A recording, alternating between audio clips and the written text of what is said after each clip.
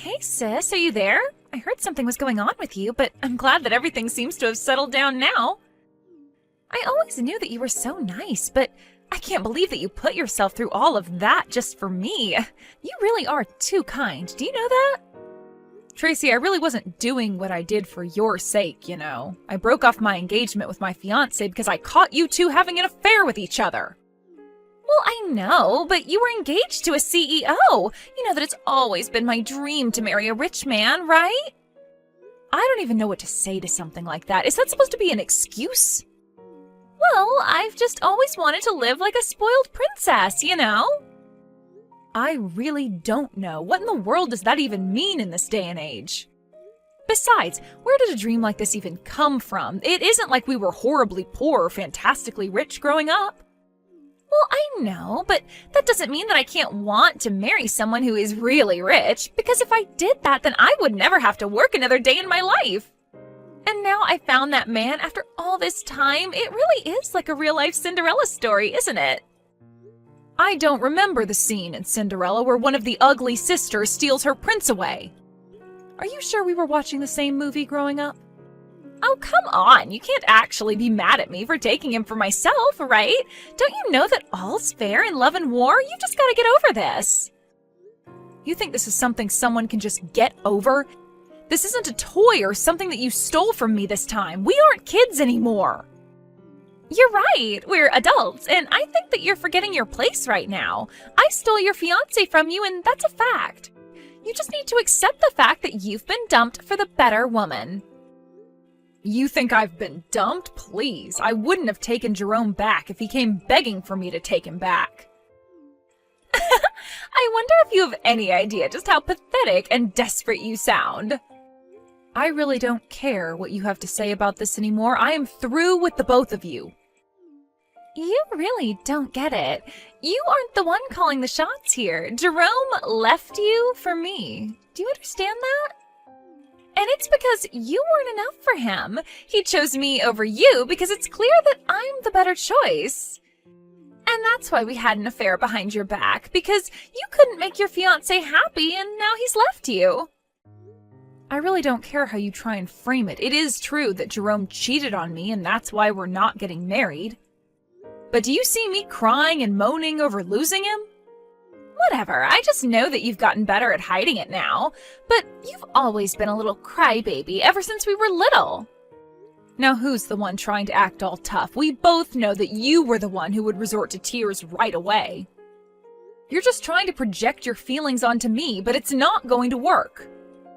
You think that I'm crying over getting your fiancé? As if. I think it's hilarious. I couldn't be happier about this.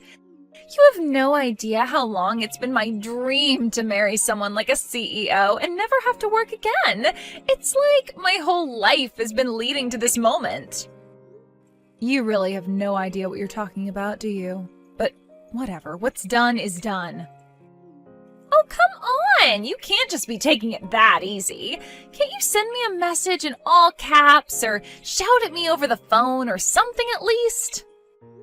I'm not going to do that, but you should know that Jerome is not a CEO. What in the world are you talking about? Of course he's a CEO. He's the boss of the company that you work for, isn't that right? Actually, we have joint management of the company, if you must know. Hold on a second. What is that supposed to mean? How can you both manage the company? Well, I actually started the company with my startup capital. Jerome just snuck his way up the ranks using connections of his. The company is, however, all mine. This doesn't make any sense to me at all. What in the world are you talking about? I mean that when we first met while working for different companies, I had just established mine, and as it grew, Jerome showed interest in helping out.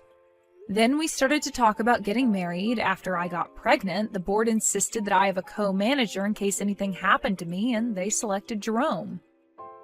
So then, you two had the same job at the same time, but the company was really yours?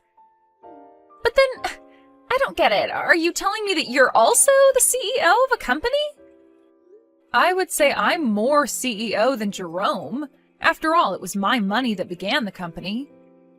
And I'd double check about Jerome still being a CEO since he would have been fired by now. Fired? What do you mean by that? I mean that once the board found out that Jerome was cheating on me, they asked him to step down and began a full investigation into him. It turns out that he was using company money to take you out for meals and on dates. So the board had more than enough evidence to fire Jerome right then and there. In fact, I believe all of this happened last week. Last week? Are you sure? He hasn't told me anything about any of this. Well, you might want to go and try talking to him about some of this in that case. But then, doesn't this mean that Jerome isn't even a CEO and that I won't actually be marrying a really rich guy? That's what you're worried about? I tell you that Jerome was embezzling from the company, something he could go to jail for, and that's all you care about? You're just lucky the board already agreed not to press charges as long as Jerome pays the money back. Of course, we are prepared to press charges if that doesn't happen. But I was supposed to live life like a princess. I thought I had stolen your man away from you with my charm and good looks.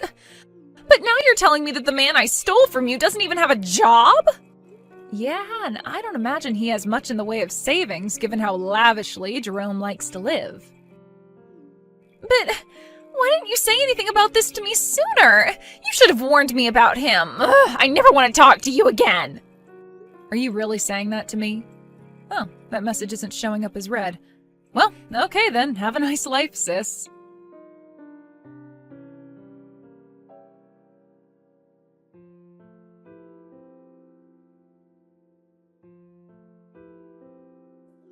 Hey Mabel, are you there? What the heck is the matter with you, huh? Why the heck did you have to go and tell your sister that I wasn't the CEO of our company anymore, huh? First of all, it isn't our company. It's always been my company. Second of all, don't be upset just because I told my sister the truth. Not only about your job, but also all about how you were fired.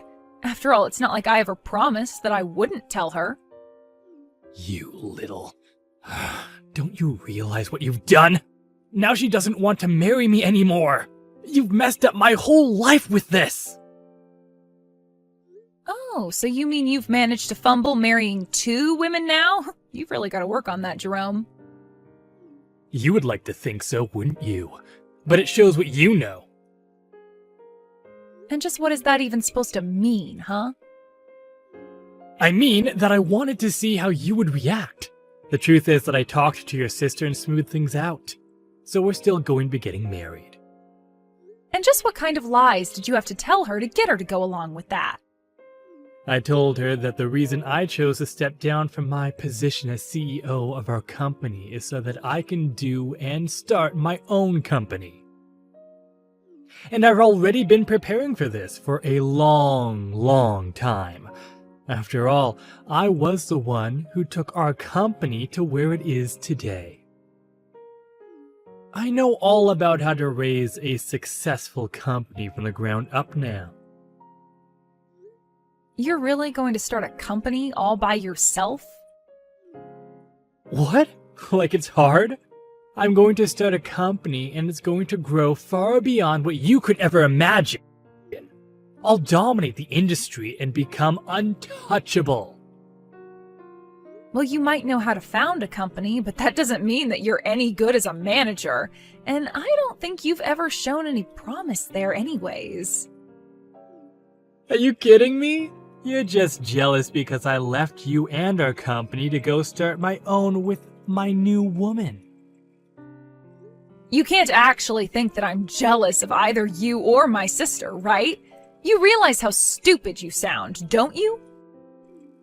Whatever. You're the one who doesn't know what you're talking about. Tracy and I are going to live happily ever after while your company just crumbles without me. Just stay out of my way and never try to interfere with my life again. I really don't care what you and my sister choose to do with your lives, but you do realize that you need capital to start a business, right? Do you have that kind of money? Because I know that you still owe me for the legal fees from your affair. You think a genius like me needs to waste my brain power on small details like that? I have big plans, and when I tell them to the bank, they're going to have to give me my loan. And I'll get the loan and start my company and have everything up and running in 6 months. 6 months, huh? You really think you can handle doing all that in such little time? Well, in that case, I want you to pay me what you owe me right now. This is why you always used to get on my nerves. The second you saw that I was going anywhere in life, you would always find a way to try and hold me back. Why can't you just be more like your sister and let me do whatever I want without making little comments on it? If you've got a problem with constructive criticism now, just wait until you're in a boardroom meeting. Besides, you knew that I was like this when we first started dating. Did you really expect me to change? You know, I never even wanted to be engaged to you, but I knew that it was the only way to hold on to my position and my power. But then I met your sister, and I realized I didn't have to sell my soul to live like this. What your sister and I have is true love, and it's going to give us the success we need. Well, I really do hate to stomp on your dreams, but let's just hope that it's true love that you two have. Of course it is! We've tied together and nothing is ever going to come between us. Well, good luck with that. I just hope that you two can stay together long enough to be married. You'll see. We'll prove you wrong! We'll prove everyone wrong! And then you'll realize that you should have never underestimated me. Just now that I'm never going to work with your company again. So when I'm dominating the industry, you'll have to struggle just to keep the lights on. Well, you have to have found your own company and get it off the ground first, so good luck with that. And do hurry up and send me the money that you owe me, okay? Oh, you'll just have to wait for that. But don't worry. Once I have all my success, I'll be sure to pay you back that money with interest. And then you'll realize that that's only a taste of the wealth I'll have. Then you'll see how wrong you were about me.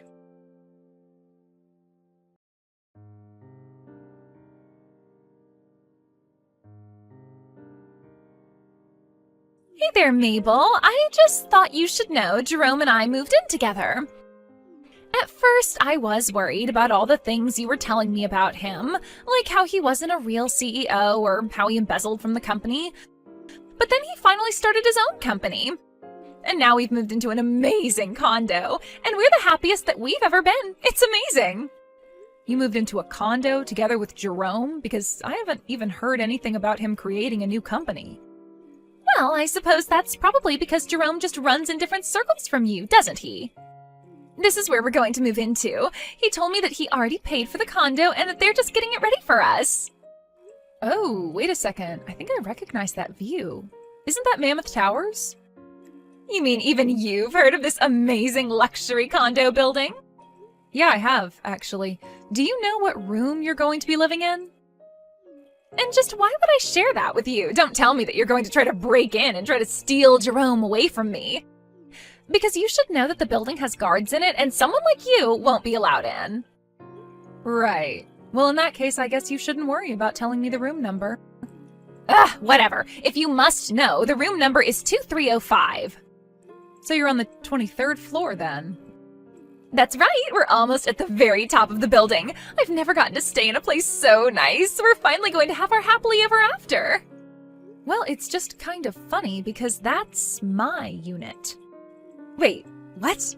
What in the world are you talking about? Do you really think I'm going to buy a lie like that? You have to come up with something better. I'm not kidding you at all. I own unit number 2305 in Mammoth Towers. Oh, just stop it already. Jerome sent me that photo from his phone. He was inside the unit and everything. There's no way that you own the building that we're about to move into. That doesn't make any sense at all. Well, yes, I'll say the interior does look like it's changed a lot. Although you should know that I got that unit because we bought it from Jerome's parents. But the building was under his dad's name for a while. Well, now you're not making any sense at all. How can it be your unit if it's under Jerome's dad's name? Okay, I guess I'll have to explain the whole thing then. So, that building was finished about a year ago. Around then, Jerome's dad thought to invest in the building company, thinking he would see some big returns. He bought a unit hoping to make a quick buck flipping it, but he wasn't able to pay for the whole thing. So then he came to me and asked me to buy it. So then, you're telling me that you bought this unit from Jerome's dad who couldn't afford to get one himself? Pretty much, yeah. But now that I look at this photo, I can see that this is from when Jerome's dad still took care of the place.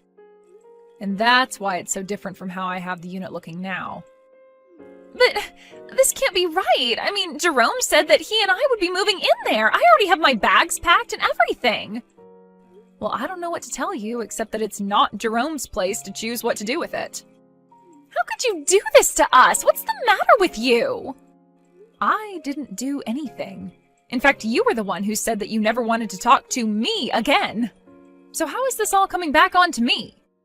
Because we're supposed to go and live in that big condo building. We were supposed to have our happily ever after there. Why do you always have to ruin things for me, Mabel? You're the worst sister ever.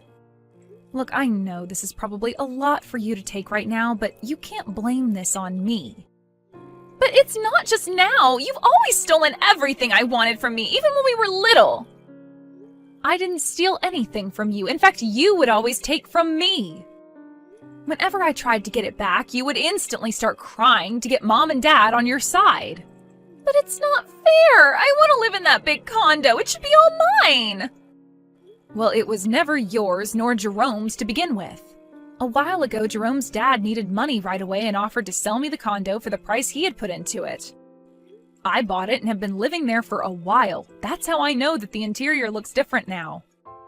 I don't know why Jerome thinks you two are moving in, but it's just not going to happen. If anything, I think that this is just one small part of a much larger lie that he's telling you. But this really isn't my problem anymore. Please don't bother me with stuff like this ever again.